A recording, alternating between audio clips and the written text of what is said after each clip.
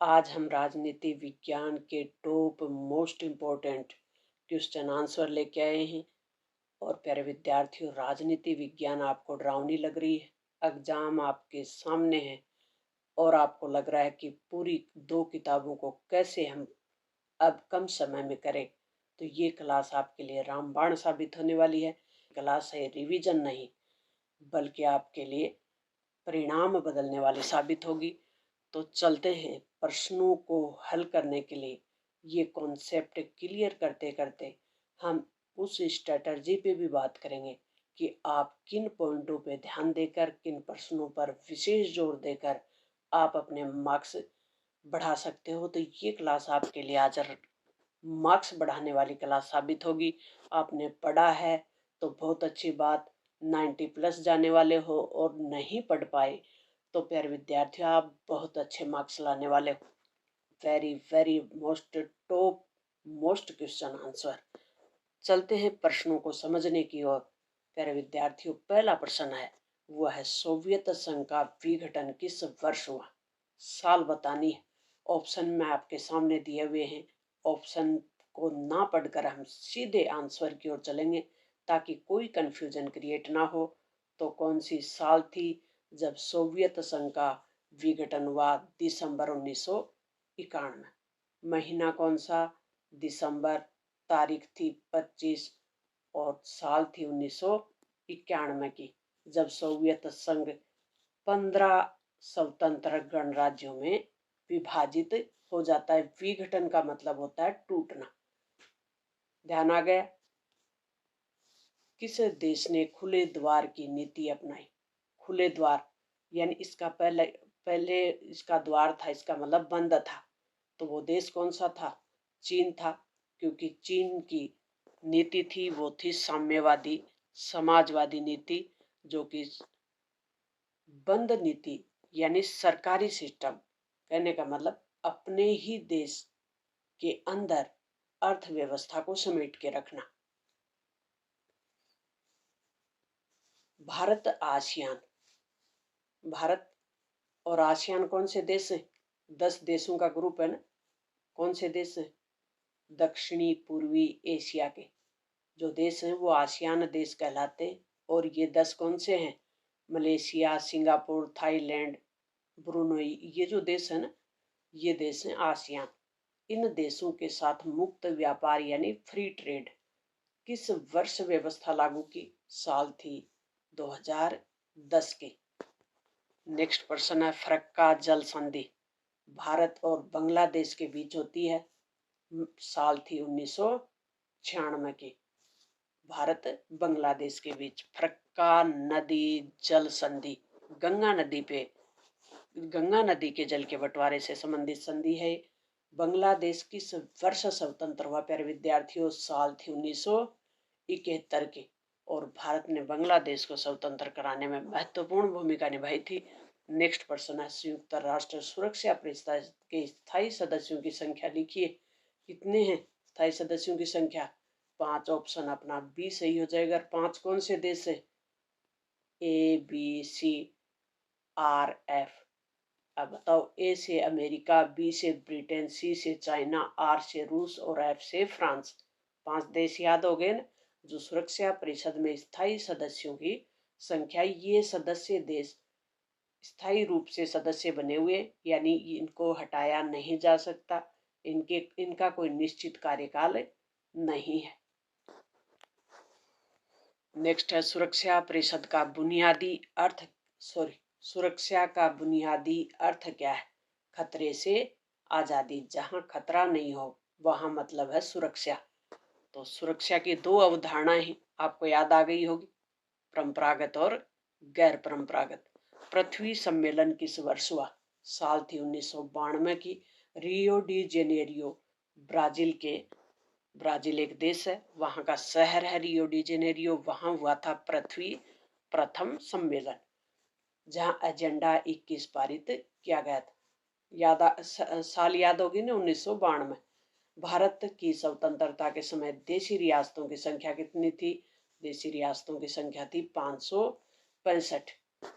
एकदम आंकड़ा आपको याद रखना है प्यारे विद्यार्थियों। कुछ कॉन्सेप्ट आप राजनीति विज्ञान में याद करके और कुछ जो फैक्ट हैं, फैक्ट बोलते हैं अपन, जो तारीख वगैरह होती है ना, तिथि वगैरह, डेट वगैरह। भारतीय जनसंघ की स्थापना कब हुई? साल थी 1951 की। और जनसंघ ही किस पार्टी का आधार है, यानी मूल है? वो है बीजेपी का। भारत चीन युद्ध कब हुआ? साल थी 1962 की और महीना था अक्टूबर का। याद रह जाएगा, साल थी 1962 और महीना था अक्टूबर का। प्रथम पंचवर्षीय योजना किस क्षेत्र पर विशेष जोर दिया गया था? प्रथम पंचवर्षीय योजना में कृषि पे। कब शुरू की गई थी? 1951 में। भारत में हरित क्रांति के जनक कौन है? एम स्वामीनाथन। नेक्स्ट प्रश्न प्यारे विद्यार्थियों, भारत और पाकिस्तान के बीच शिमला समझौता कब होता है? साल थी 1972 की, महीना था जुलाई का। और नेता कौन थे? भारत की तरफ से इंदिरा गांधी और पाकिस्तान की तरफ से जुल्फिकार अली भुट्टो। जुल्फिकार अली भुट्टो। याद रह जाएगा ना। जय जवान जय किसान का नारा किसने दिया था? ऑप्शन आपके सामने है और इनमें से ऑप्शन सही है वह है लाल बहादुर शास्त्री। क्यों दिया गया था? क्योंकि जब 1965 का भारत पाकिस्तान का युद्ध चल रहा था, तब खाद्यान्न संकट बहुत बड़ा था, क्योंकि मानसून साथ नहीं दे रहा था किसानों का। और जो सैनिक सीमा पे खड़े थे पाकिस्तान से युद्ध लड़ने के लिए, उनके पास प्रॉपर हथियार नहीं थे। मनोबल सैनिकों का भी नहीं टूटे और किसानों का भी नहीं टूटे। इसलिए जय जवान सेना सैनिक के लिए, जय किसान यानी किसान के लिए। तो दोनों के ही मनोबल को बढ़ाने के लिए लाल बहादुर शास्त्री ने ये नारा दिया था। भारतीय जनसंघ के संस्थापक कौन है? श्यामा प्रसाद मुखर्जी। 1974 में संपूर्ण क्रांति का आह्वान। साल कौन सी? 1974 की। क्रांति का नाम क्या है? संपूर्ण क्रांति। आह्वान किसने किया? जयप्रकाश नारायण ने। समाजवादी नेता थे जयप्रकाश नारायण। इंदिरा गांधी के कट्टर विरोधी थे, क्योंकि 1974 में सरकार किसकी थी? कांग्रेस की। नेक्स्ट है, गैर कांग्रेसवाद का नारा किसने दिया? ये थे राम मनोहर लोहिया। ये भी समाजवादी नेता थे। दोनों का अच्छे से आपको याद रखना है। गैर कांग्रेसवाद कॉन्सेप्ट क्या है? कांग्रेस को सत्ता से बाहर रखने की जो रणनीति थी उसको कहते हैं गैर कांग्रेसवाद। याद हो गया। मिजो नेशनल फ्रंट के संस्थापक कौन थे? ये थे लाल डेंगा। मिजोरम में बना हुआ था मिजो नेशनल फ्रंट, एक प्रकार का उग्रवादी संगठन। फिर ये एक राजनीतिक विचारधारा या राजनीतिक जो मुख्य धारा थी उसमें शामिल होता है। और मिजो के नेता थे, उन्हीं से राजीव गांधी का समझौता होता है। वो भी आगे हम देखेंगे। पूरी बुक है, उसको ढंग से अच्छे से। इसके बाद आपकी राजनीति विज्ञान बहुत सरल होने वाली है प्यारे विद्यार्थियों। भारत में गठबंधन की राजनीति प्रारंभ होती है। साल थी 1989 की। 90 से एक साल कम। 2004 में लोकसभा चुनाव में कौन सी गठबंधन की सरकार बनी थी? तो वो थी यूपीए गठबंधन। इन सब गठबंधनों की भारत में स्थापना हुई है। एनडीए बीजेपी के, यूपीए कांग्रेस के नेतृत्व में। तीसरे मोर्चा जो भी गैर कांग्रेसवाद है कि में जो शामिल है, और मोर्चा जन मोर्चा, तो यूपीए था 2004 में। और यूपीए के नेतृत्व में प्रधानमंत्री बने थे मनमोहन सिंह। ऑपरेशन फ्लड का संबंध, फ्लड दूध से संबंधित है, तो ऑपरेशन फ्लड का संबंध है दूध के उत्पादन से। संयुक्त राष्ट्र यूएनओ की स्थापना का मुख्य कारण क्या है? यूएनओ की स्थापना क्यों की गई थी? क्योंकि यूएनओ से पहले लीग ऑफ नेशन बना हुआ था, जो कि 1920 में ही बन गया था। प्रथम विश्व युद्ध 1914 से 1918 के बीच चला था प्रथम विश्व युद्ध। तो विश्व के नेता एक जगह बैठे और उन्होंने डिस्कशन किया और उन्होंने निर्णय लिया कि एक संघ होना चाहिए, एक अंतर्राष्ट्रीय लेवल का संगठन होना चाहिए इस प्रकार का, ताकि दूसरा विश्व युद्ध ना हो। और लीग ऑफ नेशन बनाया गया था। उसका नाम है लीग ऑफ नेशन, यानी राष्ट्र संघ। हिंदी में इसको कहते हैं राष्ट्र संघ, राष्ट्रों का संघ। सरल ही शब्द है ना, याद रह जाएगा राष्ट्र संघ। लेकिन ये फेल हो गया और दूसरा विश्व युद्ध छिड़ गया कब? 1939 में। और ये विश्व युद्ध चला 6 साल, इसलिए ये सफल नहीं हुआ, यानी असफल हो गया। इसलिए राष्ट्र संघ को बना दिया संयुक्त राष्ट्र संघ, यानी संयुक्त शब्द और जोड़ दिया। इसको अंग्रेजी में कहते हैं यूएनओ। याद हो गया ना? ऑपरेशन फ्लड का संबंध दूध से है, ये हमने देख ही लिया। यूरोपीय संघ की मुद्रा का नाम है यूरो। पूर्व प्रधानमंत्री राजीव गांधी ने चीन का दौरा कब किया? 1988 में। आसियान की स्थापना किस वर्ष हुई थी? 1967 में। और इसके प्रारंभिक सदस्य 5 थे। इम्फी सिंगो थाईलैंड, याद रह जाएगा। ई से इंडोनेशिया, एफ से फिलीपींस, और सी से सिंगापुर, और थाईलैंड और मलेशिया। इम्फी सिंगो थाईलैंड 1967 में बना था, बैकॉक घोषणा से बना था। इतना याद होगा। दक्षिणी एशिया में जातीय संघर्ष से जूझने वाला देश कौन सा है?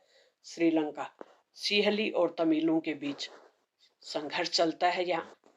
संयुक्त राष्ट्र दिवस प्रतिवर्ष कब मनाया जाता है? 24 अक्टूबर को। राज्य पुनर्गठन आयोग की स्थापना 1953 में। साथ साथ प्यारे विद्यार्थियों, आप कॉपी पेन लेके बैठे, ताकि जो भी आपको ये लगे कि ये प्रश्न मेरे को दोबारा याद करना है, उस पर विशेष गौर करें। बांडुंग सम्मेलन किस वर्ष हुआ? 1955 में। 1959 में भारत में शरण लेने वाले तिब्बती नेता कौन थे? दलाई लांबा। नेक्स्ट है 1944 जब देश आजाद भी नहीं हुआ था, भारत में उद्योगपतियों द्वारा प्रस्तुत नियोजित अर्थव्यवस्था को प्रस्ताव पारित किया गया। उसे कहते हैं बम्बई प्लान, बॉम्बे प्लान कहते हैं इसे शॉर्ट में। भारत और सोवियत संघ के बीच 20 वर्षीय संधि कैसी? मैत्री संधि। युद्ध संधि नहीं, मैत्री संधि। कब हुई? 1971 में। किसके साथ? सोवियत संघ के साथ। गरीबी हटाओ का नारा किस वर्ष दिया गया था? साल थी 1971 की। चुनाव थे 5वें, लोकसभा के 5वें चुनाव के समय। प्रथम पंचवर्षीय योजना कब शुरू हुई? साल थी 1951 की। द्रविड़ आंदोलन के प्रणेता कौन थे? पेरियार ईवी रामास्वामी नायकर। द्रविड़ आंदोलन दक्षिण भारत का प्रमुख क्षेत्रीय आंदोलन था, और ये आंदोलन ब्राह्मणवाद, आगे बात समझ में, ब्राह्मणवाद और हिंदी के विरुद्ध था। और इसका नारा था उत्तर हर दिन बढ़ता जाए, दक्षिण दिन दिन घटता जाए। कौन थे? पेरियार ईवी रामास्वामी नायकर। द्रविड़ आंदोलन याद हो गया। नेक्स्ट प्रश्न है बामसेप, और बामसेप का गठन 1978 में। साल अच्छे से याद रखने हैं प्यारे विद्यार्थियों, इसमें कोई कंफ्यूजन आपको नहीं हो। आसियान क्षेत्रीय मंच ARF की स्थापना कब हुई? साल थी 1994 की। 7 पार्टी अलायंस किस देश से संबंधित है? तो ये देश है नेपाल, भारत का पड़ोसी, हिमालय में बसा देश है। लाल बहादुर शास्त्री की मृत्यु के बाद उसके उत्तराधिकारी के बीच मुकाबला हुआ, वो कौन से नेता थे? जब लाल बहादुर शास्त्री की मृत्यु हो जाती है तो इंदिरा गांधी और मोरारजी देसाई और इंदिरा गांधी के बीच कंपटीशन होता है, और इंदिरा गांधी को देश का प्रधानमंत्री बना दिया जाता है। मंडल आयोग ने पिछड़ी जातियों के लिए कितने प्रतिशत आरक्षण की सिफारिश की थी? सिफारिश से 27%। याद रह जाएगा ना 27%। तो विश्व व्यापार संगठन WTO की स्थापना 1995 में हुई थी, जनवरी 1995 में। क्वाटो प्रोटोकॉल किस वर्ष पारित हुआ? साल थी 1997 की। क्वाटो का मतलब जापान का एक शहर है। किस देश में हुआ था? जापान में। क्वाटो जापान का शहर है। प्रोटोकॉल का मतलब होता है संधि, और 1997 में हुआ। इसका मकसद है कार्बन उत्सर्जन को कम करना। याद रह जाएगा। क्वाटो मतलब कार्बन, इसी से जोड़ लें। कार्बन उत्सर्जन को कम करना, ग्रीन हाउस गैसों की मात्रा को कम करना, यानी कंट्रोल करना। भारत ने नई आर्थिक नीति कब अपनाई? साल थी 1991 की। स्वतंत्र भारत का संविधान कब लागू होता है? 26 जनवरी 1950 को। कांग्रेस सोशलिस्ट पार्टी के संस्थापक कौन थे? आचार्य नरेंद्र देव। दूसरी पंचवर्षीय योजना कब शुरू होती है? 1956 से। पंचवर्ष यानी 5 साल का गैप होता है, ये ध्यान रखें। भारत ने पहला परमाणु परीक्षण कब किया? 1974 को। दूसरा कब किया? 1998 को। 1974 को भारत का पहला परमाणु परीक्षण राजस्थान के जैसलमेर के पोखरण में होता है। सब स्वतंत्रता के बाद कांग्रेस का पहला चुनाव चिन्ह क्या था? 2 बैलों की जोड़ी। और आज क्या है? हाथ है। गैर कांग्रेसवाद का नारा किसने दिया? Ram Manohar Lohia. Operation blue star का संबंध किस राज्य से है? तो पंजाब से है। पंजाब में एक सैनिक कार्रवाई हुई थी किसके विरुद्ध? आतंकवादियों के विरुद्ध। ऑपरेशन ब्लू स्टार यानी सैनिक कार्रवाई का कुट नाम था। साल थी 1984। 1989 में राष्ट्रीय मोर्चा सरकार का नेतृत्व किसने किया था? वीपी सिंह ने।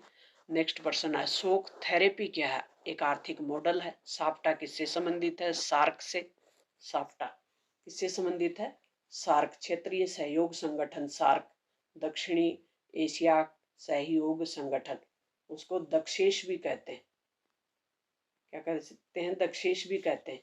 इसका इंग्लिश में नाम है सार्क और इसी का है फ्री ट्रेड साफ्टा। 2 जून 2014 को भारत में कौन सा नया राज्य बना था? वो था तेलंगाना। भारत के पहले चुनाव आयुक्त कौन बने थे? सुकुमार सेन। भारत में पहले चुनाव आयोग गठित किया गया। चुनाव आयोग कब बना? चुनाव आयोग 1950 में बना था। सुकुमार सेन को पहले चुनाव आयुक्त बना दिया और इनको जिम्मेदारी दी गई कि सार्वभौमिक वयस्क मताधिकार के आधार पर भारत में आपको क्या करवाना है? चुनाव करवाना है। दक्षिणी पंथी विचारधारा किस पे आधारित है? खुली प्रतिस्पर्धा और बाजार अर्थव्यवस्था पे। भारतीय विदेश नीति के जनक पंडित जवाहरलाल नेहरू हैं। आया राम गया राम का संबंध दल बदल से है। ये कैसे है? 1967 में 9 ऐसे राज्य थे भारत में जहां पे पूर्ण बहुमत की सरकार नहीं बन पाती है, जिसमें हरियाणा भी शामिल था, राजस्थान भी शामिल था। राजस्थान का पड़ोसी देश हरियाणा की घटना है ये।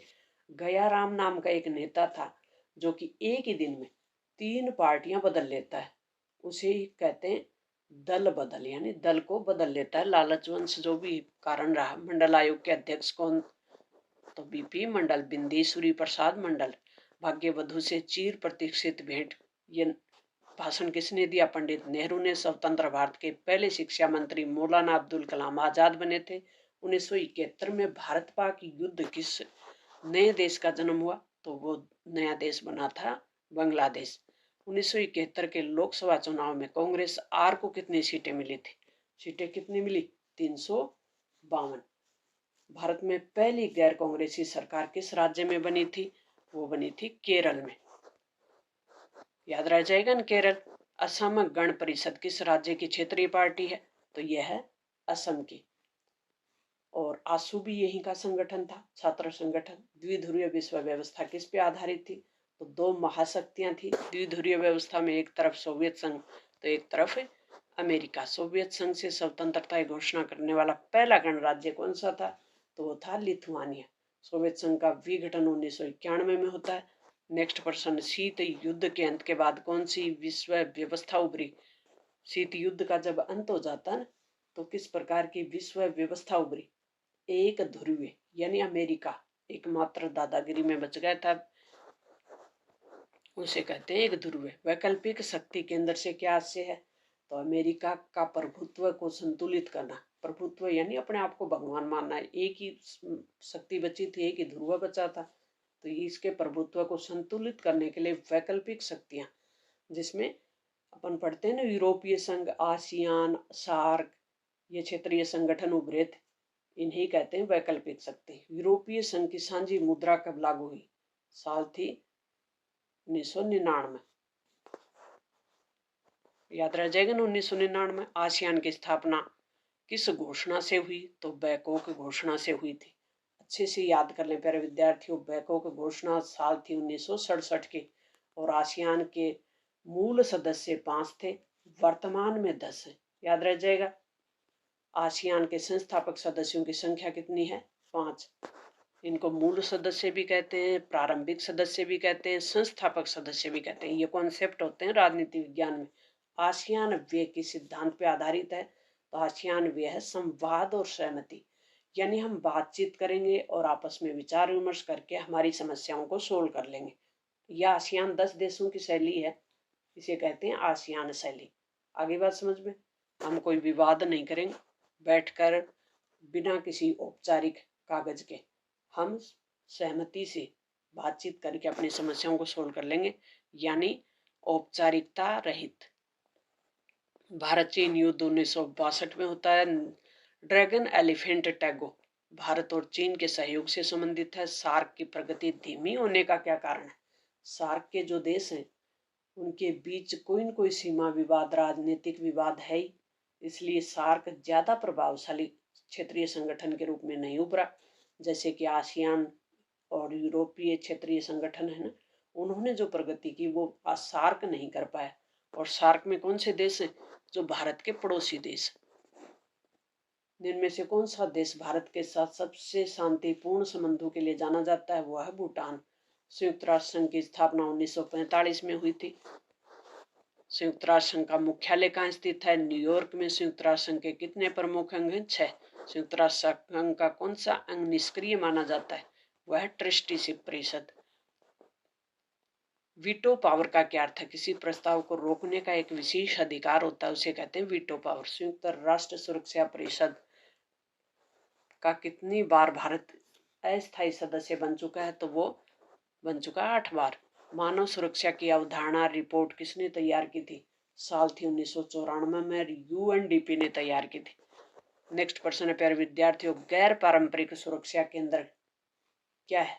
गैर पारंपरिक सुरक्षा की दो अवधारणा है ना, एक पारंपरिक और एक गैर पारंपरिक। इसमें सुरक्षा केंद्र कौन होता है? हथियार होते हैं, सीमाएं होती हैं, कि व्यक्ति होता है, कि राज्य होता है? तो व्यक्ति होता है। इसमें व्यक्ति की सुरक्षा गैर पारंपरिक सुरक्षा है, और पारंपरिक सुरक्षा है राज्य की सुरक्षा। प्रोटोकॉल, क्वाटो प्रोटोकॉल 97, UNFCCC की स्थापना कब हुई? 1992। और 1992 में ही एजेंडा 21, आपको ध्यान है ना, एजेंडा 21 भी इसी में तय किया गया था। तो इसका मतलब है पर्यावरण को बचाना, सतत डेवलपमेंट करना, सस्टेनेबल डेवलपमेंट पे जोर देना, यानी भविष्य की पीढ़ियों को ध्यान में रखते हुए विकास को महत्व देना है, विकास को गति देना। लिमिट टू ग्रोथ पुस्तक किस संगठन द्वारा प्रकाशित की गई? Club of Rome. Limit to growth कब प्रकाशित हुई? साल थी 1972 की। अंटार्कटिका संधि पे हस्ताक्षर कब होते हैं? 1959 में। नेक्स्ट है अंटार्कटिका पर्यावरणीय प्रोटोकॉल कब लागू होता है? साल थी 1991 में। कब? पर्यावरणीय प्रोटोकॉल। ये प्यारे विद्यार्थियों वेरी वेरी मोस्ट इंपॉर्टेंट, पहले ही बता दिया था। ये क्लास आपके लिए रामबाण साबित होने वाली है। भारत में पर्यावरण संरक्षण अधिनियम 1986 में, भारत का ऊर्जा संरक्षण अधिनियम 2001 में। बोर्ड के कुछ कॉन्सेप्ट होते हैं, हर चैप्टर से कुछ फिक्स कॉन्सेप्ट होते हैं, उन्हीं प्रश्नों को घुमाकर इधर से उधर पूछ लिया जाता है। ऊर्जा संरक्षण अधिनियम 2001 क्वाटो प्रोटोकॉल पर भारत ने हस्ताक्षर कब किए? साल थी 2002 की। विश्व सामाजिक मंच की पहली बैठक कब होती है? 2001 में। विश्व सामाजिक मंच जिसको कहते हैं WSF, ये पहली बैठक होती है 2001 में। पोर्टो एलग्रे देश था ब्राजील। WTO की मंत्री स्तरीय बैठक 1999 में कहाँ हुई थी? जगह कौन सा है? सिएटल। भारत में वैश्वीकरण के आर्थिक पक्ष का विरोध कौन करता है? आर्थिक पक्ष का विरोध कौन करता है? वामपंथी दल। आर्थिक पक्ष यानी इनका कहना है, क्योंकि ये गरीब और कमजोर की हिमायती विचारधारा है, तो इनका कहना है कि वैश्वीकरण होने से यानी विश्व की अर्थव्यवस्थाओं के आपस में जुड़ने से आर्थिक असमानता बढ़ी है। कौन सी असमानता बढ़ी है? आर्थिक असमानता। इन आर्थिक असमानता का मतलब है कि गरीब और अमीर के बीच जो खाई थी वो और अधिक बढ़ गई है वैश्वीकरण के कारण, ऐसा इनका मानना है। 2004 में विश्व सामाजिक मंच की बैठक कहाँ हुई थी?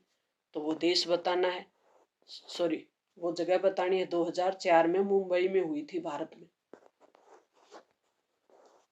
इंस्ट्रूमेंट एक्सेशन का संबंध किससे है? तो जो रियासतें थी ना 565 भारत में, उन रियासतों को विलय करने के लिए एक सहमति पत्र था, उसका नाम है इंस्ट्रूमेंशन ऑफ एक्सेशन।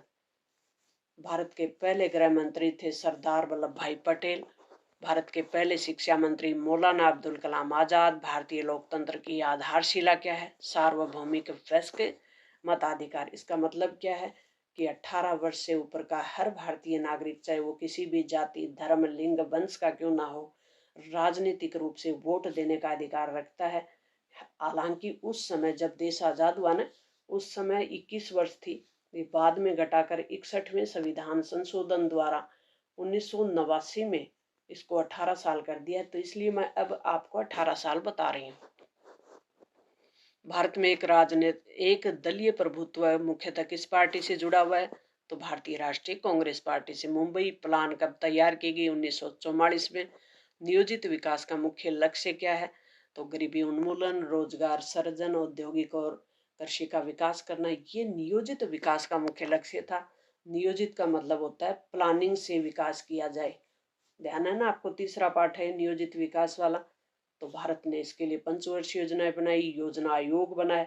1950 में योजना आयोग बनाए और 2015 में इसकी जगह नीति आयोग बना दिया है। योजना आयोग के स्थान पे नीति आयोग की स्थापना 2015 में हुई है। गुटनिरपेक्ष आंदोलन की शुरुआत 1955 से हो जाती है और इसका पहला सम्मेलन बेलग्रेड में होता है।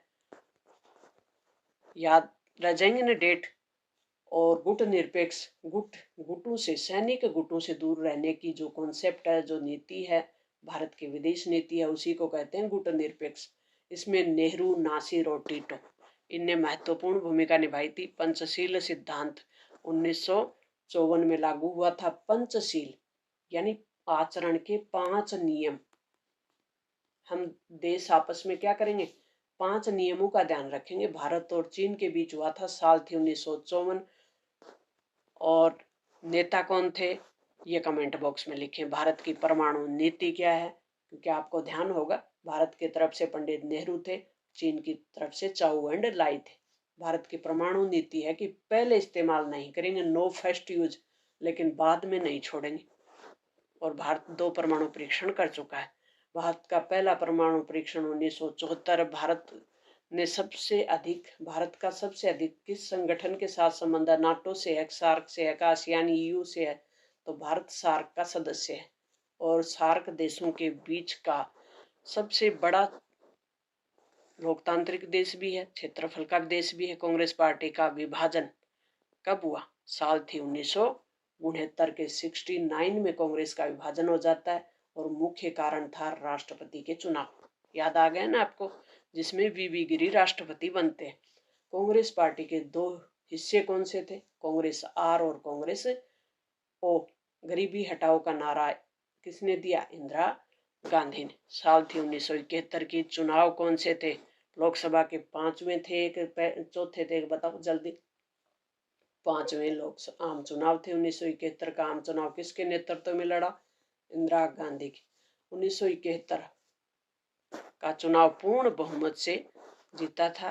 मंडल आयोग ने 27% आरक्षण की सिफारिश की थी। बाबरी मस्जिद विध्वंस किस साल हुआ? 1992 में। नेक्स्ट है 1991 में भारत की कौन सी नीति की शुरुआत होती है? तो ये होती है आर्थिक उदारीकरण की नीति।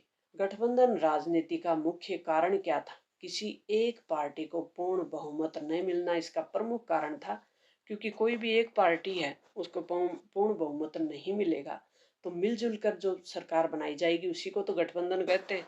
नेशनल फ्रंट, नेशनल मतलब राष्ट्रीय, फ्रंट मतलब मोर्चा का गठबंधन किस वर्ष हुआ? साल थी 1989 की और नेतृत्व कौन कर रहे थे? वीपी सिंह। उस समय प्रधानमंत्री कौन बने? वीपी सिंह। रिक्त स्थान के प्रश्न है। संयुक्त राष्ट्र दिवस कब मनाया जाता है? रिक्त स्थान में लिखना है 24 अक्टूबर। राज्य पुनर्गठन आयोग की स्थापना कब होती है? रिक्त स्थान में 1953 लिखना है। सीमांत गांधी के नाम से प्रसिद्ध कौन है? खान अब्दुल गफार खान। स्वतंत्र भारत में चुनाव होते हैं 1952 में। और इकोनॉमिक ऑफ परफॉर्मेंस लेखक हैं JC कुमारप्पा। बांडुंग सम्मेलन 1955 में। तिब्बत के जो धार्मिक नेता थे 1959 में भारत में शरण लेते हैं, उनका नाम है दलाई लांबा। 1944 में उद्योगपतियों द्वारा नियोजित अर्थव्यवस्था का एक प्रस्ताव पारित किया गया था, उसका नाम है मुंबई प्लान। भारत और सोवियत संघ के बीच शांति संधि हुई है 20 वर्षीय। कितनी? 20 वर्षीय। 1971 में गरीबी हटाओ का नारा, 1971 में। प्रथम पंचवर्षीय योजना शुरू होती है 51 से 56 के बीच चलती है, 5 साल जोड़ दे। द्रविड़ आंदोलन के प्रेरणता बामसेब का गठन 1978 में, आसियान क्षेत्रीय मंच की स्थापना 1994 में, अफगानिस्तान दक्ष एशिया यानी सार्क का सदस्य बनता है 2007 में। कौन सा? 8वां सदस्य। काठमांडू नेपाल में दक्षेश का 18वां सम्मेलन होता है। सुरक्षा नीति जो युद्ध की आशंका को रोकती है उसे क्या कहते हैं? अपरोध की नीति। योजना आयोग का स्थान पे एक नीति बनी है, उसका नाम है नीति आयोग। योजना आयोग के स्थान पे एक नई संस्था बनी है, उसका नाम है नीति आयोग। दूसरा परमाणु परीक्षण होता है 1998 में। भारत और पाकिस्तान के बीच सिंधु नदी जल को लेकर एक संधि हुई, साल थी 1960 की, और इसमें जो मध्यस्थता कर रहे थे वो था वर्ल्ड बैंक, विश्व बैंक की मध्यस्थता से।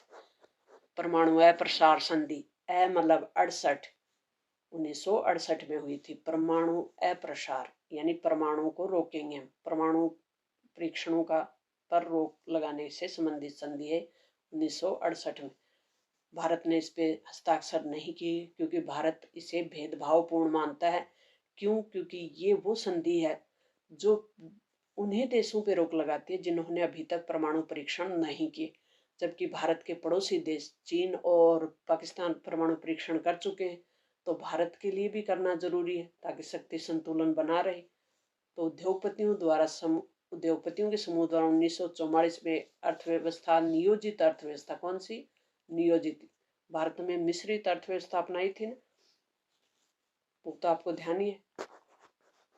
ऑपरेशन ब्लू स्टार साल थी 1984 की। लिट्टे आतंकवादी संगठन है श्रीलंका का। नागालैंड नया राज्य कब बना? नागालैंड राज्य कब बनता है? 1963 की। अच्छे से याद कर लें प्यारे विद्यार्थियों। मालदीव 1968 में गणतंत्र बनता है। उससे पहले क्या था? राजतंत्र था, संवैधानिक राजतंत्र। पंचवर्षीय योजना में भारी उद्योगों पे विकास दिया गया। दूसरी पंचवर्षीय योजना में सुरक्षा की नई अवधारणा को क्या कहा जाता है? गैर परंपरागत वामपंथी विचारधारा में गरीब और पिछड़े की तरफदारी की जाती है। गरीब पिछड़ा लिखा हुआ है, गरीब स्थान में लिखना है। बांग्लादेश भारत की कौन सी नीति का हिस्सा है? लुक ईस्ट नीति। अब ये लुक ईस्ट नीति क्या है? 1990 के बाद भारत ने क्या किया कि जो पूर्व की ओर देश है, लुक ईस्ट, लुक मतलब देखना, ईस्ट मतलब पूर्व, पूर्व की ओर, पूर्व की तरफ कौन से देश हैं भारत के? Myanmar, Indonesia, Malaysia, Philippines, Singapore, Thailand, ये देश हैं। और भारत के जो उत्तर पूर्व के स्टेट हैं, असम, मेघालय, मणिपुर, इनसे जुड़े हुए ये देश हैं। मतलब इनके लिए बहुत अच्छा स्कोप है। इन देशों से जुड़कर भारत बहुत अच्छा डेवलपमेंट कर सकता है, और इसीलिए भारत ने लुक ईस्ट नीति अपनाई। उसी का नाम है, बांग्लादेश भी उसी का हिस्सा है। दक्षिणी एशिया का सबसे बड़ा देश कौन है? भारत है। भारत में अनुसूचित जनजातियों को क्या कहा जाता है? आदिवासी, एसटी वर्ग जिसको कहते हैं। लोक दल का गठन किसने किया था? चौधरी चरण सिंह ने। भारत ऊर्जा संरक्षण अधिनियम 2001, यानी रिक्त स्थान में हमें क्या बनना है? 2001। विश्व व्यापार संगठन की स्थापना 1995। Quota protocol. भारत की आर्थिक नीति 1991। स्वतंत्र संविधान। सोशलिस्ट पार्टी के संस्थापक। दूसरी पंचवर्षीय योजना 1956। पोखरण परीक्षण 1974। आजादी के बाद दो बैलों की जोड़ी चुनाव चिन्ह था। गैर कांग्रेसवाद का देख ही लिया, ऑपरेशन ब्लू स्टार। पंजाब 1989 में मोर्चा वीपी सिंह के नेतृत्व में। शोक थेरेपी क्या है? एक आर्थिक मॉडल है, और जो सोवियत संघ से अलग हुए ना 15 देश, तो उन देशों में ये लागू किया गया था, और पूंजीवादी मॉडल था। पूंजीवादी मॉडल था, अमेरिका की देखा देखी ये लागू किया गया था। लेकिन का बहुत बड़ा नुकसान होता है, लोग बेरोजगार हो जाते हैं, और औने पौने दामों पे सरकारी जो संपत्ति होती है उसे बेच दिया जाता है। यानी इतिहास की सबसे बड़ी गैराज सेल के रूप में ये जानी जाती है। साफ्टा का संबंध है सार्क के दक्षिणी एशियाई देशों से मुक्त व्यापार समझौते से।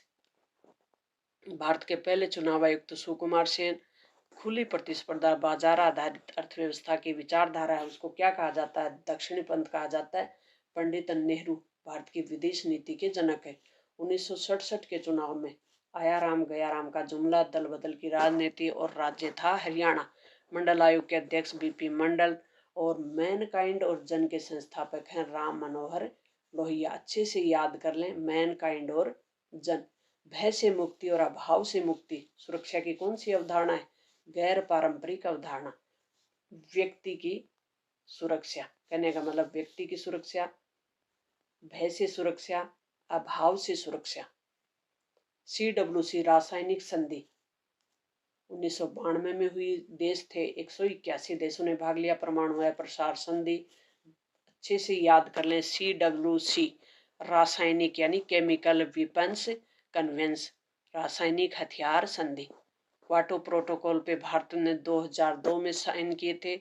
और संयुक्त राष्ट्र संघ के मूलवासियों की परिभाषा संयुक्त राष्ट्र संघ ने कब दी थी? साल थी 1982। इस प्रकार से सधे हुए शब्दों में आंसर देंगे प्यारे विद्यार्थियों तो एक भी आंसर आप, एक भी मार्क्स है एग्जामिनर आपका काट नहीं पाएगा। World council of indigenous people का गठन साल थी 1975 की, याद रह जाएगा ना।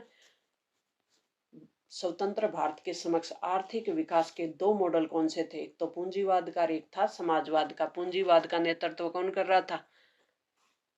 अमेरिका। और समाजवाद का नेतृत्व कौन कर रहा था? सोवियत संघ। जब देश आजाद हुआ तब लेकिन भारत ने मिश्रित अर्थव्यवस्था का मॉडल अपनाया। कौन सा अपनाया? मिश्रित, यानी पूंजीवाद के भी कुछ गुण लिए और समाजवाद का भी थोड़ा सा कॉन्सेप्ट शामिल कर लिया। तो भारत की परिस्थितियों के अनुसार जो अर्थव्यवस्था का मॉडल अपनाया वो भारत ने मिश्रित अपनाया। भारत के पहले विदेश मंत्री पंडित नेहरू 1984 में स्वर्ण मंदिर में की गई कार्रवाई ऑपरेशन ब्लू स्टार। सार्क का पूरा नाम south Asian association for regional corporation. लिख दोगे पूरा नाम अच्छे से? साउथ एशियन यानी दक्षिणी एशिया क्षेत्रीय सहयोग संगठन हिंदी में।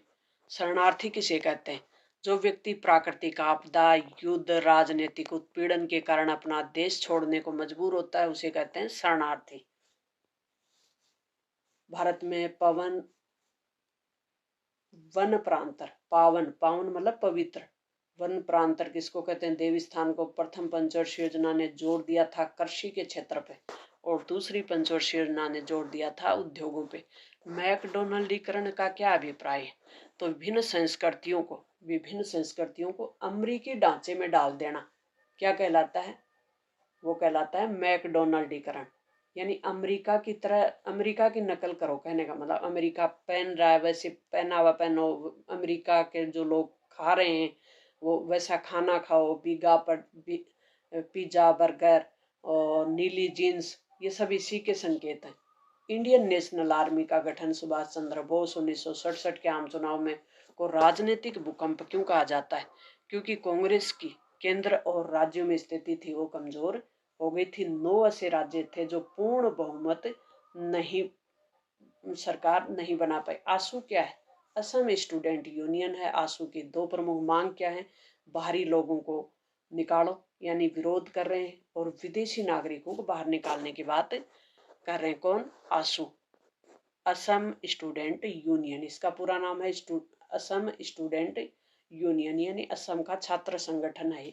ये कह रहा है कि लोग जो बाहर के हैं उनका विरोध कर रहे हैं और विदेशी नागरिकों का विरोध कर रहे हैं। राजग क्या है? रा से राष्ट्रीय, जय से जनतांत्रिक, गै से गठबंधन। राजग राष्ट्रीय जनतांत्रिक गठबंधन है, इसको अंग्रेजी में कहते हैं NDA और इसका नेतृत्व कर रही है बीजेपी। कॉन्सेप्ट क्लियर हो गए? NDA। और ये गठबंधन बना था 1998-99 में और इसके पहले प्रधानमंत्री बने थे अटल बिहारी वाजपेयी। मंडल आयोग का आरक्षण 27% और भूमि सुधार, 2 सिफारिश की थी मंडल आयोग ने कि भूमि का सुधार करो, 27% आरक्षण दो अन्य पिछड़ा वर्ग को। मंडल आयोग के अध्यक्ष बिंदेश्वरी प्रसाद। मंडल आयोग लागू कब हुआ? साल थी 1990 की। भारत के 2 प्रमुख क्षेत्रीय दलों के नाम लिखो। राष्ट्रीय दल तो कौन है? कांग्रेस हो गई, बीजेपी हो गई। क्षेत्रीय दल DMK और तेलुगु देशम लिख दें, शिवसेना लिख दें महाराष्ट्र की। ये क्षेत्रीय दल हैं यानी जो पार्टियां क्षेत्र विशेष पे चुनाव लड़ती है और क्षेत्र विशेष पे सरकार बनाती, पूरे देश की या राष्ट्रीय पार्टी का हिस्सा नहीं होती। कहने का मतलब राष्ट्रीय स्तर पे सरकार का हिस्सा नहीं होती। उसे कहते हैं क्षेत्रीय पार्टी। एमनेस्टी इंटरनेशनल क्या है? मानव अधिकारों के लिए कार्य करने वाला संगठन है अंतर्राष्ट्रीय स्तर का, उसे कहते हैं एमनेस्टी इंटरनेशनल। सिंडिकेट क्या है? कांग्रेस के अंदर ही ताकतवर नेताओं का समूह है, उसे कहा जाता था सिंडिकेट। कांग्रेस के अंदर ही ताकतवर और प्रभावशाली लोगों के समूह को सिंडिकेट कहा जाता है। प्रीपीवियर्स क्या था? राजाओं को मिलने वाले विशेष आर्थिक सुविधा को कहा जाता था प्रीवी प्रेस, और इसको 1971 में खत्म किया गया था। 1971 में पीवी प्रेस अधिनियम 1971 में लाया गया था। गठबंधन सरकार कौन सी होती है? जब किसी पार्टी को पूर्ण बहुमत नहीं मिलता तब कई दल मिलकर सरकार बनाते हैं, उसी को कहते हैं गठबंधन। और भारत में इसका दौर शुरू होता है 1989 में। याद आ गया ना? पहला जो गठबंधन बना था वो बना था राष्ट्रीय मोर्चा। राष्ट्रीय मोर्चा। भारत में गठबंधन सरकारों के दो प्रमुख कारण क्या है? गठबंधन सरकारें बनी क्यों? एक तो किसी भी पार्टी को पूर्ण बहुमत न मिलना और क्षेत्रीय दलों का वर्चस्व होना, ये दो प्रमुख कारण थे। लिख देंगे अच्छे से, और अच्छे से सधे हुए शब्दों में लिख देंगे तो एग्जामिनर आपके मार्क्स नहीं काट पाएगा। 2 पॉइंट बना दें, नीचे अंडरलाइन कर दें। क्षेत्रवाद क्या है? राष्ट्र यानी पूरे देश के बजाय किसी क्षेत्र विशेष को प्राथमिकता देना क्षेत्रवाद कहलाता है। ह्यूमन राइट वॉच क्या है? अमेरिका का मानव अधिकारों के लिए काम करने वाला संगठन है। यूएनईपी क्या है? संयुक्त राष्ट्र की पर्यावरण संबंधी संस्था है जो कि पूरे विश्व के लिए पर्यावरण से संबंधित काम करती है, उसको कहते हैं यूएनईपी। भारत पाकिस्तान के बीच तनाव के प्रमुख कारण क्या है? एक तो सीमा विवाद है जो कि रेड क्लिफ रेखा है, एक जम्मू कश्मीर विवाद है, एक आतंकवाद है, ये प्रमुख कारण है। एक जल विवाद भी है, सिंधु नदी जल संबंधी। तिब्बती धर्मगुरु 1959 में भारत आए थे। उत्तर दिन दिन बढ़ता जाए, दक्षिण दिन दिन घटता जाए, द्रविड़ आंदोलन से संबंधित है। भारत में मध्यवर्ती चुनाव कब हुए? मध्यवर्ती यानी बीच में चुनाव कराने पड़े थे 1980 में। स्वायत्तता की मांग का दशक कहलाता है 1980 का दशक। स्वायत्तता यानी और थोड़ी स्वतंत्रता, अपने क्षेत्र विशेष में काम करने की स्वतंत्रता को कहते हैं स्वायत्तता। तो भारत में राज्यों ने समय समय पे स्वायत्तता की मांग की। आपको ध्यान है ना, जब देश आजाद हुआ, पुनर्गठन आयोग बना, तब 14 राज्य थे और 6 केंद्र शासित प्रदेश थे। लेकिन वर्तमान में 28 राज्य और 8 केंद्र शासित प्रदेश हैं, तो दुगुने राज्य बढ़ गए। तो ये प्रमुख मुद्दा स्वायत्तता का ही रहा है। पर्यावरण संरक्षण को राजनीतिक रूप कब दिया गया? 1960 के दशक में। नेक्स्ट है आप्रवासी किसे कहते हैं? शरणार्थी तो अभी हमने देख लिया। आप्रवासी जो लोग रोजगार के लिए खुद की इच्छा से दूसरे देशों में जाते हैं यानी विदेशों में जाते हैं, उन्हें कहते हैं आप्रवासी। भारत पाकिस्तान के बीच कारगिल युद्ध कब हुआ? साल थी 1999 की। वर्ल्ड सोशल फोरम क्या है? वैश्वीकरण का विरोध करने वाली अंतर्राष्ट्रीय स्तर की संस्था है, उसको कहते हैं वर्ल्ड सोशल फोरम। सुरक्षा का बुनियादी अर्थ क्या है? खतरे से आजादी। नेक्स्ट पर्सन है वो है क्वाटो प्रोटोकॉल का लक्ष्य कार्बन उत्सर्जन को कम करना। और पंचवर्षीय योजना के योजनाकार कौन थे? दूसरी पंचवर्षीय योजना के पीसी मोहलोनविस। भारत में राजनीतिक दलों को मान्यता कौन देता है? चुनाव आयोग देता है। वीटो पावर क्या है? मना करने की जो पावर है। और जो स्थायी सदस्य हैं संयुक्त राष्ट्र संघ के, उनके पास ये पावर है। पंचशील समझौता 1994 में, ताशकंद समझौता 1966 में। देश थे भारत और पाकिस्तान, और भारत की तरफ से कौन? लाल बहादुर शास्त्री, और पाकिस्तान की तरफ से अयूब खां के बीच। कांग्रेस का पहला विभाजन 1969 में हुआ था। विभाजन के कारण क्या थे? कारण लिखिए। राष्ट्रपति का चुनाव था, इंदिरा गांधी की समाजवादी नीतियां थी, सिंडिकेट से मतभेद।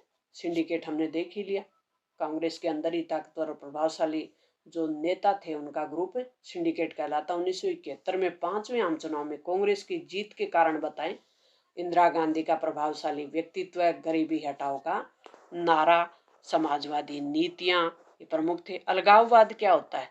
राष्ट्र से अलग होने की जो भावना होती है उसे कहते हैं अलगाववाद। भारत में लंबे समय तक एक पार्टी का वर्चस्व क्यों रहा? इसके प्रमुख कारण क्या थे? कांग्रेस का स्वतंत्रता आंदोलन में नेतृत्व करना, और संगठन की मजबूती, और लोगों तक पहुंच, स्थानीय लोगों तक कांग्रेस के नेताओं की पहुंच, जनाधार का मजबूत होना कह सकते हैं। राजीव गांधी की हत्या 1991 में। 1984 में कांग्रेस को कितनी सीटें प्राप्त हुई लोकसभा में? 415। आंकड़ा याद रह जाएगा ना, 415 राजीव गांधी को के नेतृत्व में। इंदिरा गांधी के बाद भारत के प्रधानमंत्री कौन बने? राजीव गांधी। 1989 में लोकसभा चुनाव में कांग्रेस को कितनी सीटें मिली थी? 197। नेक्स्ट प्रश्न है, भारत में आर्थिक सुधारों को 1991 में लागू किया गया। अयोध्या विवाद, बाबरी मस्जिद। आर्थिक सुधार क्या होते हैं? वैश्वीकरण को भारत ने कब अपनाया? उदारीकरण किया 1991 में। एलपीजी जिसको बोलते हैं, एलपीजी, एल से लिबरलाइजेशन, पी से प्राइवेटाइजेशन और जी से ग्लोबलाइजेशन, यानी भारत की अर्थव्यवस्था को विश्व की अर्थव्यवस्थाओं के साथ जोड़ने की जो प्रक्रिया है उसको कहते हैं आर्थिक सुधार, से उदारीकरण भी कहते हैं। साल थी 1991 में, याद होगी ना। अयोध्या बाबरी मस्जिद विवाद 1992। राजीव गांधी की मृत्यु के बाद कांग्रेस पार्टी के प्रधानमंत्री नरसिम्हा राव कौन बनते हैं? नरसिम्हा राव। 1989 में लोकसभा चुनाव में सबसे बड़ी पार्टी कौन थी? कांग्रेस थी, लेकिन फिर भी विपक्ष में बैठने का निर्णय किया जाता है, सरकार नहीं बनाती। राष्ट्रीय मोर्चा किससे मिलकर बना था? जनता दल और अन्य पार्टियां, यानी भाजपा और वाम मोर्चे के सपोर्ट से बनी थी राष्ट्रीय मोर्चा। साल थी 1989 की। कांग्रेस सबसे बड़ी पार्टी थी, लेकिन फिर भी उसने विपक्ष में बैठना स्वीकार किया, सरकार नहीं बनाई। तो सरकार किसने बनाई? जनता दल और अन्य पार्टियों ने मिलकर, भाजपा और वाम मोर्चे के सपोर्ट से। वाम मोर्चा कौन सी पार्टियां होती हैं? सीपीआई और सीपीआईएम। भारत में गठबंधन सरकारों का दौर देख ही लिया। संयुक्त मोर्चा कब बना था? साल थी 1996 की। अच्छी तरीके से याद कर लें। एनडीए कब बना? 1998 में। राजग इसको कहते हैं, नेतृत्व करने वाली पार्टी बीजेपी जिसको कहते हैं राष्ट्रीय जनतांत्रिक गठबंधन। यूपीए संयुक्त प्रगतिशील गठबंधन और इसका नेतृत्व है कांग्रेस, और इसने सरकार बनाई 2004 में मनमोहन सिंह के नेतृत्व में, लगातार 10 साल तक। अन्य पिछड़ा वर्ग मंडल मुद्दा क्या है? इसे दूसरा पिछड़ा आयोग भी कहते हैं, जिसमें पिछड़े वर्ग को 27% आरक्षण की बात की। इंदिरा साहनीवाद क्या है? अन्य पिछड़े वर्ग के आरक्षण से संबंधित है। बामसेफ का पूरा नाम अच्छे से याद कर लें, backward and minority communities employees federation, ये इसका पूरा नाम है बामसेफ का। बहुजन क्या है? बहुजन में देखो कौन कौन शामिल होता है। हम सोचते हैं कि SC ST शामिल होते हैं, लेकिन नहीं। अनुसूचित जाति, अनुसूचित जनजाति, अन्य पिछड़ा वर्ग, अल्पसंख्यक की राजनीतिक सत्ता में जबरदस्त तरफदारी करने वाला एक ट्रेड यूनियन है, उसको कहते हैं बहुजन। शाहबानो मामला किस वर्ष आया? 1985 में। गोवा भारत संघ में कब बना? राज्य कब बना? 1987 में। और गोवा को पुर्तगालियों से स्वतंत्र कब करवाया गया? 1961 में। याद रह जाएगा ना। महाराष्ट्रवादी गोमांतक पार्टी गोवा से संबंधित है। हमें लग रहा है कि महाराष्ट्र से संबंधित है, लेकिन महाराष्ट्र का एक पड़ोसी देश है और भारत का सबसे छोटा राज्य है, उसी का नाम है गोवा, और गोवा में गोमांतक पार्टी है। भारत की खुली अर्थव्यवस्था और कंप्यूटर प्रौद्योगिकी के हिमायती कौन थे? राजीव गांधी। आनंदपुर साहिब प्रस्ताव का संबंध पंजाब से है। साल थी 1973 की, और पंजाब की स्वायत्तता से संबंधित है। और अधिक स्वतंत्रता चाहिए राज्यों को अपने क्षेत्र में काम करने की, ये बात थी। नागालैंड राज्य कब बना? 1963 में। याद रह जाएगा ना। सोवियत संघ के विघटन में केंद्रीय भूमिका किस नेता ने निभाई? बोरिस एल्त्सिन, जो सोवियत संघ का उत्तराधिकारी जो देश बनता है ना, वो होता है रूस, यानी संयुक्त राष्ट्र संघ में रूस सोवियत संघ का उत्तराधिकारी बनकर उभरा, और इसी का पहला राष्ट्रपति बनता है स्वतंत्रता के बाद। 2001 कहने का मतलब सोवियत संघ के विघटन के बाद। 2001 को नोबेल शांति का पुरस्कार संयुक्त राष्ट्र संघ की किस महासचिव को मिला? कोफी अन्नान को। युद्ध की आशंका को सुरक्षा की नीति द्वारा रोकने को कहा जाता है, उसे कहते हैं अपरोध की नीति।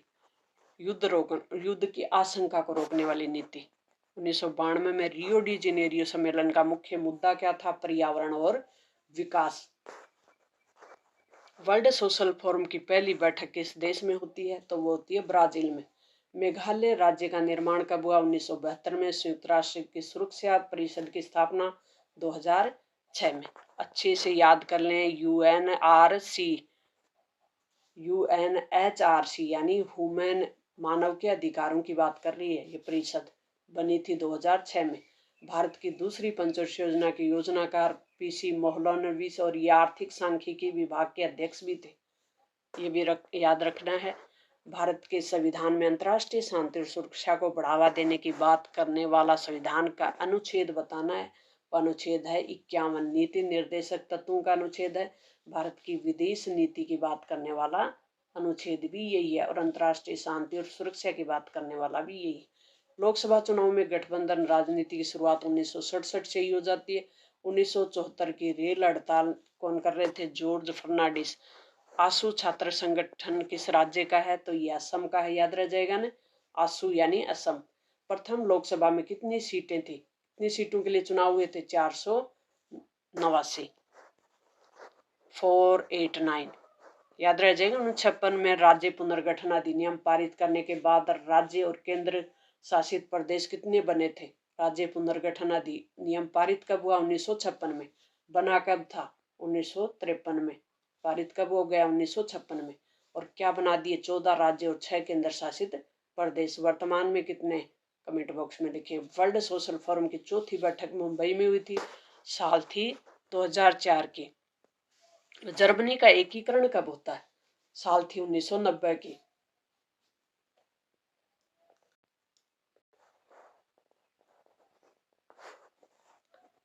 तो जर्मनी का एकीकरण कब होता है? 1990 में। 1989 में बर्लिन की दीवार गिराई। और बर्लिन की दीवार खड़ी कब की गई थी? आपको ध्यान है ना? 61 में। गिराई कब? 1989 में, यानी 28 साल बाद। और एकीकरण हुआ 1990 में। भारत में भाषा के आधार पर सर्वप्रथम राज्य बना आंध्र प्रदेश। साल थी 1953 की। प्रस्ताव 1952 में पारित हुआ था और बना कब? 53 में। 7 बहनें किस क्षेत्र को कहा जाता है? असम, मेघालय, मणिपुर, मिजोरम, नागालैंड। 7 सिस्टर्स। लघुतरात्मक प्रश्न शुरू हो गए हैं। पहले आम चुनाव से अब तक मतदान के कौन कौन से तरीके बदले गए हैं? तो 1951-52 में पहला आम चुनाव हुआ, मतपत्र से हुआ, बैलेट पेपर कहते हैं जिसको। बाद में वर्तमान में किससे चल रहा है? ईवी मशीन से हो रहा है, जिसमें वीवीपैट भी लागू कर दिया है। नेक्स्ट है, भारत में आपातकाल के कारण क्या थे और उससे मिलने वाले सबक लिखिए। कारण कौन से थे? 1975 में आंतरिक अशांति के आधार पर आपातकाल घोषित किया गया था। तो इसमें तत्कालिक कारण था न्यायालय द्वारा इंदिरा गांधी के निर्वाचन को अमान्य घोषित करना, विपक्षी दलों द्वारा आंदोलन तीव्र करना और शासन में अस्थिरता पैदा करना। परिणाम क्या निकला? मौलिक अधिकार स्थगित हो गए, सेंसरशिप लागू हो गई, विपक्षी नेताओं की गिरफ्तारी हुई। और सबक क्या मिला इससे? सबक मिला कि लोकतंत्र की मजबूती के लिए नागरिकों का सजग रहना जरूरी है। और संविधान में 44वां संशोधन किया और जो आंतरिक अव्यवस्था के नाम पे आपातकाल लागू करने का प्रावधान था ना, अनुच्छेद 352 में। अनुच्छेद कौन सा यूज हुआ? 352।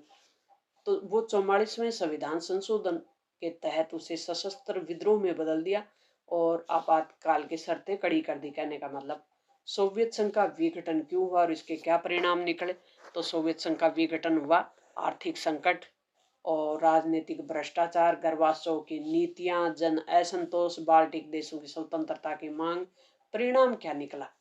1991 में सोवियत संघ का विघटन हुआ, 15 स्वतंत्र देश बने और शीत युद्ध समाप्त हो गया। जो दो ध्रुवों के बीच युद्ध चल रहा था, शीत युद्ध, यानी युद्ध जैसा माहौल था और हथियारों का कंपटीशन था, उसे कहते हैं शीत युद्ध। अमेरिका एकमात्र महाशक्ति बनकर उभरता है। विश्व राजनीति में द्विध्रुवता का आगमन होता है। शॉक थेरेपी क्या है? उत्तर साम्यवादी देशों, उत्तर मतलब साम्यवाद, सोवियत संघ के विघटन के बाद इस पे क्या प्रभाव पड़े? तो शॉक थेरेपी के आर्थिक मॉडल था या आर्थिक नीति थी, आर्थिक सुधार नीति थी, जिसमें बाजार को अचानक उदार और निजीकरण की ओर ले जाया गया, यानी पूंजीवादी मॉडल था। आगे बात समझ में। 1990 के दशक में सोवियत संघ और पूर्वी यूरोप के देशों में से अपनाया गया था। प्रभाव क्या पड़ा?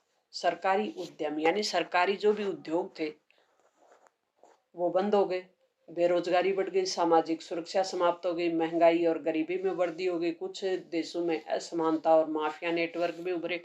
वैश्वीकरण क्या है और इसमें प्रौद्योगिकी का क्या योगदान है? वैश्वीकरण, प्रौद्योगिकी यानी तकनीक का क्या योगदान रहा इसमें।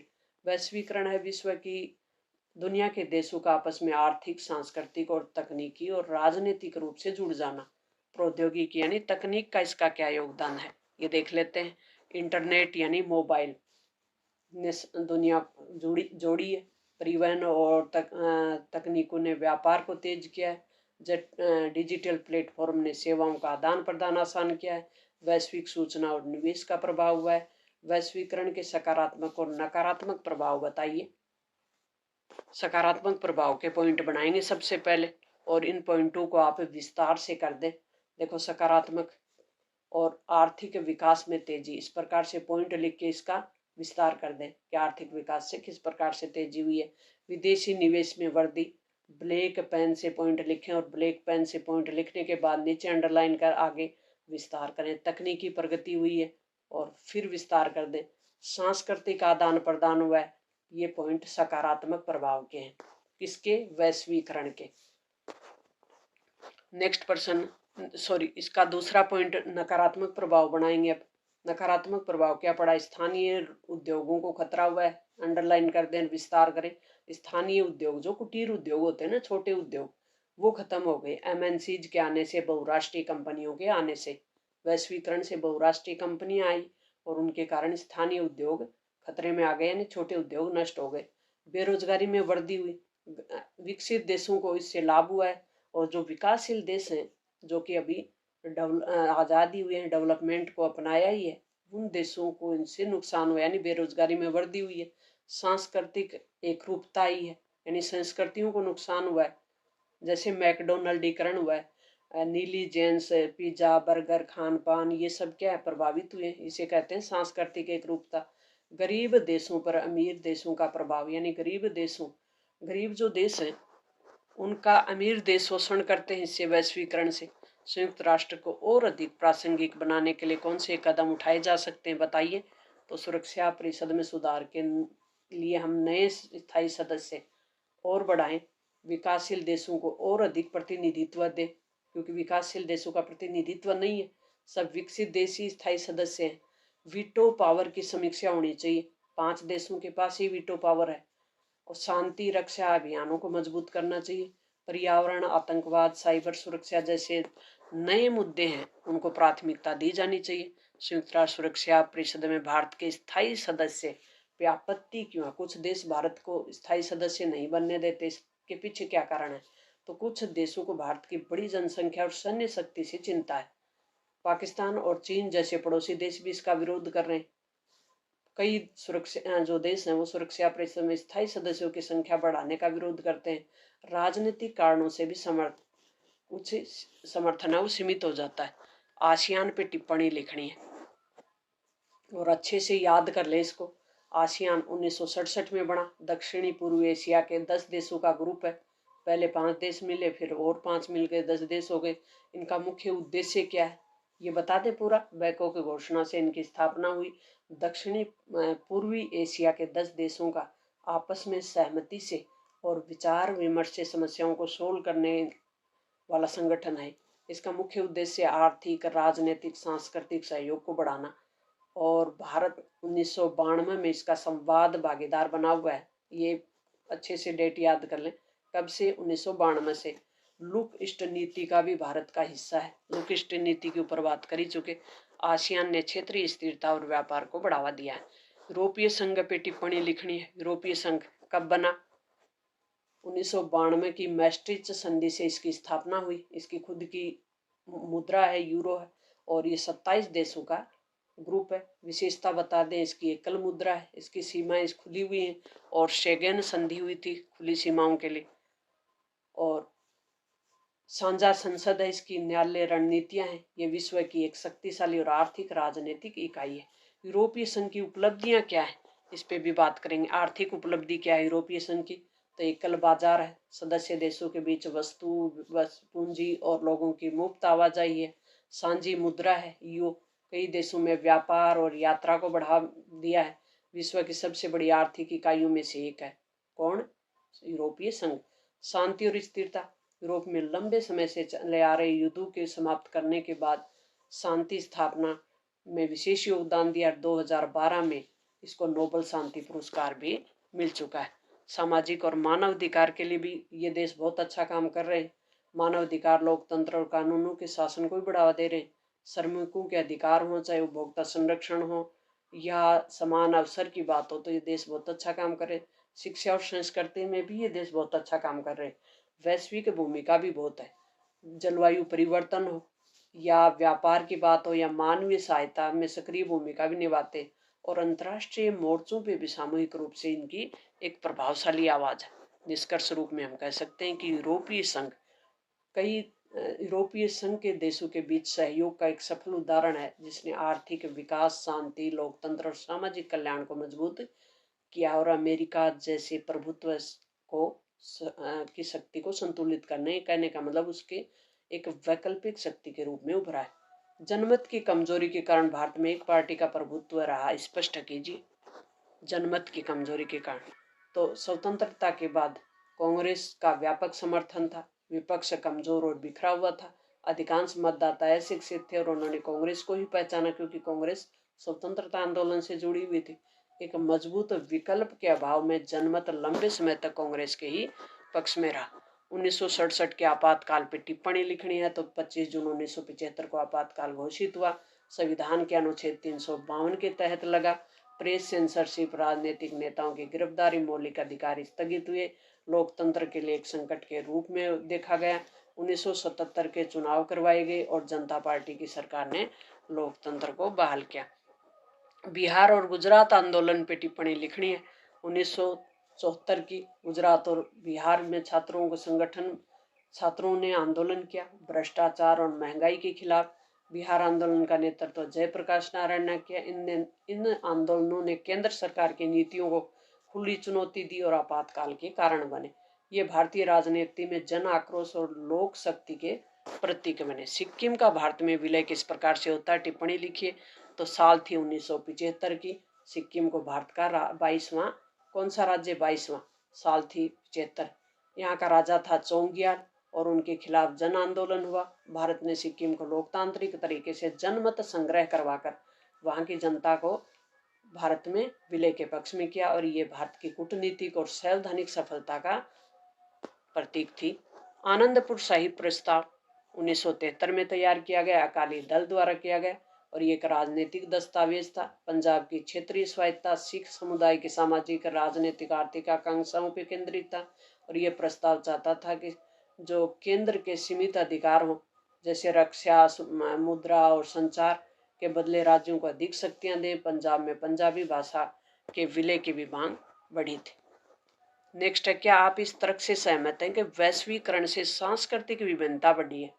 तो इससे संबंधित वैश्वीकरण के बारे में बता दें कि किस प्रकार से सांस्कृतिक विभिन्नताएं बढ़ी हैं। अपने तर्क दें और स्पष्ट कर दें। तर्क दे के विश्वव्यापी आर्थिक उन्नयन यानी वैश्वीकरण, इसके कौन से प्रभाव रहे हैं, वैश्वीकरण की परिभाषा दें, इसके प्रमुख घटक बताएं, इसके सकारात्मक और नकारात्मक प्रभाव भी बता दें। अंतर्राष्ट्रीय एमएनसीज है ना, बहुराष्ट्रीय कंपनी, उनका ही बता दें। 1950 के दशक में विपक्षी दलों की भूमिका पे भी टिप्पणी लिख दें। आसियान तेजी से बढ़ता हुआ एक क्षेत्रीय संगठन है, इसके पक्ष में तर्क दीजिए। आसियान कौन से हैं? दक्षिण पूर्व एशिया के 10 देशों का ग्रुप है जो आर्थिक वृद्धि दर में दुनिया का सबसे तेज है। और आसियान मुक्त व्यापार क्षेत्र आफ्टा व्यापार बढ़ा है। राजनीतिक सुरक्षा में भी ये शांति और स्थिरता बनी है। विश्व शक्तियां जैसे अमेरिका, चीन और भारत आसियान के साथ संबंध मजबूत कर रही हैं। ये भी इसका प्रतीक है। चीन के साथ भारत के संबंध सुधारने के क्या सुझाव देंगे आप? तो भारत एक सीमावर्ती देश है। चीन सीमावर्ती विवादों को बातचीत द्वारा निरंतर हल किया जाना चाहिए। व्यापार संतुलन बनाने हेतु बाजार पहुंच और निवेश समझौते होने चाहिए। आतंकवाद, जलवायु परिवर्तन और क्षेत्रीय शांति जैसे मुद्दों पर भी सहयोग होना चाहिए। संस्कृति एवं छात्र अदला बदली कार्यक्रमों को बढ़ा दिया जाना। सैन्य स्तर पर विश्वास निर्माण तंत्र जिसको कहते हैं CBMS को मजबूत करना चाहिए। संयुक्त राष्ट्र संघ की असफलता और सफलता दोनों बतानी। सफलता कौन सी रही है? संयुक्त राष्ट्र संघ के विश्व के बड़े युद्धों को रोकने में सफल रहा है, बिल्कुल रहा है। शांति अभियान रहे हैं इसके और विभिन्न देशों में स्थिरता रखी है। मानवाधिकार संरक्षण, मानवीय सहायता में प्रमुख भूमिका निभाई है। स्वास्थ्य, शिक्षा, विकास कार्यक्रम जिसमें WHO, यूनेस्को, UNDP अपना योगदान दे रही। असफलता क्या रही है? असफलता रही है कि सुरक्षा परिषद में वीटो के कारण कई बार प्रस्ताव है वो निष्क्रिय हो जाते हैं। इराक, सीरिया, अफगानिस्तान में आज भी तनाव है, संघर्ष को रोक नहीं पाए। संरचनात्मक सुधार का भी अभाव है, विकसित देशों का अधिक प्रभाव है। यूएनओ सुधार और भारत की क्या भूमिका हो सकती है इसमें? तो सुरक्षा परिषद की संरचना वो पुरानी हो चुकी है। भारत चाहता है कि इसकी संरचना में बदलाव होना चाहिए, नए स्थायी सदस्यों की जरूरत है। भारत है विश्व की सबसे बड़ी लोकतांत्रिक शक्ति और भारत को स्थायी सीट देनी चाहिए, ऐसा ही भारत का मानना है। G4 है, उनके साथ मिलकर भी भारत इसमें सुधार की प्रक्रिया का नेतृत्व कर रहा है। भारत की शांति सेना भी सर्वाधिक योगदान देती है संयुक्त राष्ट्र संघ के शांति अभियानों में। यूरोपीय संघ अमेरिकी डॉलर के प्रभुत्व के लिए खतरा कैसे है? तो जो एक यूरोपीय संघ के 27 देश, यूरोपीय संघ की मुद्रा है वो मजबूत साझा मुद्रा है जो डॉलर के विकल्प के रूप में उभर रही है। और यूरोपीय संघ विश्व व्यापार में बड़ी हिस्सेदारी रखता है, जैसे ऊर्जा हो, कारोबार हो, तकनीक हो।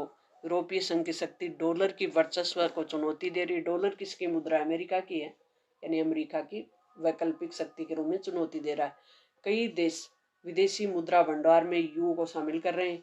यूरोपीय संघ का एक देश संयुक्त राष्ट्र संघ की सुरक्षा परिषद का स्थायी सदस्य है। कौन? फ्रांस। आर्थिक शक्ति के रूप में चीन का उदय कैसे हुआ? तो चीन दुनिया की फैक्ट्री के रूप में निर्यात को बढ़ावा दे रहा है। तो किस प्रकार से इसने खेती का निजीकरण किया, उद्योगों का किया, वो सब बता दें। संयुक्त राष्ट्र में सुरक्षा परिषद में बदलाव को समझाइए। तो किस प्रकार से बदलाव की मांग है? भारत प्रथम 3 आम चुनाव में एक मजबूत स्थिति के क्या कारण थे? तो राष्ट्रीय आंदोलन से प्राप्त राजनीतिक विश्वसनीयता, संगठन मजबूत और देश भर में फैला हुआ, नेतृत्व में पंडित नेहरू का आकर्षक व्यक्तित्व, विपक्ष कमजोर और बिखरा हुआ, समाज में कांग्रेस की सर्वसमावेशी छवि। भारत में लोकतंत्र स्थापित करने की चुनौती 1975 के आपातकाल और उसकी पृष्ठभूमि। तो विरोधी दलों का विरोध, विपक्षी दलों का विरोध कांग्रेस की फूट आपातकाल की पृष्ठभूमि तैयार कर देती है। तो सिंडिकेट जिसमें 1969 के राष्ट्रपति चुनाव के कारण कांग्रेस का विभाजन, गुजरात और बिहार के छात्र आंदोलन, 1974 की रेल हड़ताल, इलाहाबाद उच्च न्यायालय का निर्णय इसे राष्ट्रीय संकट बनकर उभरा। और अनुच्छेद 352 में आंतरिक आपातकाल एक प्रावधान था, उसके तहत आपातकाल लागू हो जाता है। 1967 के बाद कार्यपालिका न्यायपालिका तनाव ने भी आपातकाल की पृष्ठभूमि तैयार कर दी, क्योंकि 24वां और 25वां संशोधन हुआ था उस समय। केशवानंद भारती वाद भी उस समय बढ़ा था, जो कि 1973 में आया था। और केशवानंद भारती वाद में ही ये तय किया गया था कि संविधान का मूल ढांचा है और मूल ढांचे में किसी भी प्रकार का संसद बदलाव नहीं कर सकते, ये पारित किया था। सुप्रीम 73वां संविधान संशोधन, न्यायिक ट्रांसफर टकराव हुए और बाधा भी, आपातकाल का माहौल भी बना। कार्यपालिका ने न्यायपालिका को बाधा माना। वैश्वीकरण का विरोध किस आधार पे हो रहा है? इस पे निबंध लिखिए। वैश्वीकरण का विरोध हो रहा है, तो वैश्वीकरण को पूंजीवादी हितों का साधन माना जाता है, इसलिए भी विरोध हो रहा है। WTO IMF की नीतियों से विकासशील देशों को नुकसान हो रहा है, इसलिए भी विरोध हो रहा है। पर्यावरण, श्रमिक सुधार, स्थानीय संस्कृति पे भी इसका दुष्प्रभाव देखा गया। और बहुराष्ट्रीय कंपनियों का बढ़ता नियंत्रण भी कारण इसका विरोध हो रहा है। स्थानीय अर्थव्यवस्था और किसान आंदोलन भी इसके हिस्से बने। भारत सरकार द्वारा वैश्वीकरण के लिए क्या कदम उठाए गए? तो 1991 में उदारीकरण को अपनाया, निजीकरण को अपनाया, वैश्वीकरण को अपनाया, व्यापार बाधाओं को दूर किया, विदेशी निवेश को अनुमति दी, वित्तीय क्षेत्र में सुधार किया। प्रभाव क्या रहा इसका? आर्थिक विकास में वृद्धि हुई, भारत के आर्थिक विकास में वृद्धि हुई, सेवा क्षेत्र यानी IT का विस्तार हुआ, विदेशी कंपनियों में निवेश बढ़ा और सामाजिक आर्थिक असमानता भी बढ़ी है। संयुक्त राष्ट्र को और अधिक प्रासंगिक बनाने के लिए कौन से कदम उठाए जा सकते हैं? तो शांति अभियानों में आधुनिक तकनीकों का उपयोग होना चाहिए। जलवायु परिवर्तन के लिए वैश्विक नेतृत्व कौन करे? संयुक्त राष्ट्र संघ करे। सतत विकास, सस्टेनेबल डेवलपमेंट 2030 के गोल को भी और मजबूत करे, आतंकवाद विरोधी तंत्र को मजबूत करे, संयुक्त राष्ट्र संघ के संस्थानों में संरचनात्मक सुधार पे जोर दिया जाना चाहिए। भारत की सुरक्षा परिषद की स्थायी सदस्यता होनी चाहिए। कुछ देशों को आपत्ति है, इसमें हमने बात कर ली। 1975 का आपातकाल के सबक क्या हैं, तो ये भी देख लिया। प्रतिबद्ध न्यायपालिका बनाने के लिए कौन सी सरकारी प्रयास किए गए थे उस समय, न्यायाधीशों के ट्रांसफर हो गए थे, न्यायाधीशों की नियुक्ति से भी संबंधित विवाद थे, सोवियत संघ के विघटन, शॉक थेरेपी के परिणाम देख लिए हमने। 77 का शाह आयोग क्यों नियुक्त किया गया था, तो आपातकाल के दौरान सत्ता के दुरुपयोग की जांच करने के लिए 1977 में जेसी शाह के नेतृत्व में शाह आयोग गठित किया गया था। नागरिक स्वतंत्रताओं के उल्लंघन की जांच करने के लिए, सरकारी मशीनरी के दुरुपयोग की जांच करने के लिए, इसके दुष्प्रभाव क्या निकले, तो नागरिक अधिकारों को निलंबित कर दिया था।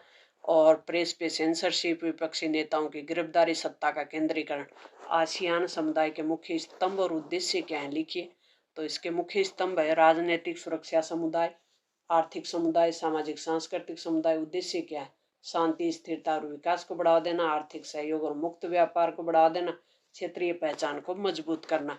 नेक्स्ट है 1970 के दशक में चीन ने कौन से बड़े बदलाव किए, तो 1970 के दशक में चीन ने खुली अर्थव्यवस्था, बंद अर्थव्यवस्था से खुले द्वार की नीति अपनाई, आर्थिक सुधारों की शुरुआत की, खुला दरवाजा नीति, अमेरिका के साथ संबंध बेहतर किए, संयुक्त राष्ट्र में सदस्यता और ताइवान स्थापन। नेक्स्ट 1977 के चुनाव के बाद पहली बार गैर कांग्रेस सरकार बनने के कारण क्या थे, तो विपक्षी सरकार, पहली बार गैर कांग्रेसी सरकार केंद्र में 1977 में बनी, गैर कांग्रेसी यानी कांग्रेस से अलावा दूसरे दल की। तो इसका प्रमुख कारण था कि आपातकाल से जनता क्या थी, असंतुष्ट थे। विपक्षी दलों ने मिलकर जनता पार्टी की सरकार बनाई थी, जनता पार्टी के नेतृत्व में, और कांग्रेस के खिलाफ विपक्षी दलों की एकता थी, लोकतंत्र बहाली की जन भावना थी, विपक्षी दलों का गैर कांग्रेसवाद का नारा था। 1980 के मध्यावधि चुनाव क्यों हुए, जनता पार्टी सरकार के आंतरिक कलह के कारण अब जनता के विकास संबंधी कोई कार्य नहीं हो पाए, और 1977 में प्रधानमंत्री बने थे मोरारजी देसाई, फिर चौधरी चरण सिंह। इन दोनों के बीच 3 साल में सिर्फ सीट बदलने का ही काम रहा, जनता के कार्य नहीं हो पाए, इसलिए 1980 में मध्यावधि चुनाव करवाए गए। सरकार थी वो स्थिर सरकार की भी आवश्यकता थी। एक ध्रुवीय विश्व में संयुक्त राष्ट्र संघ की प्रासंगिकता को स्पष्ट कीजिए। क्या संयुक्त राष्ट्र संघ प्रासंगिक है, तो 1945 में बना था संयुक्त राष्ट्र संघ, तब विश्व 2 ध्रुव में बटा हुआ था, छोटे देशों की सुरक्षा की गारंटी।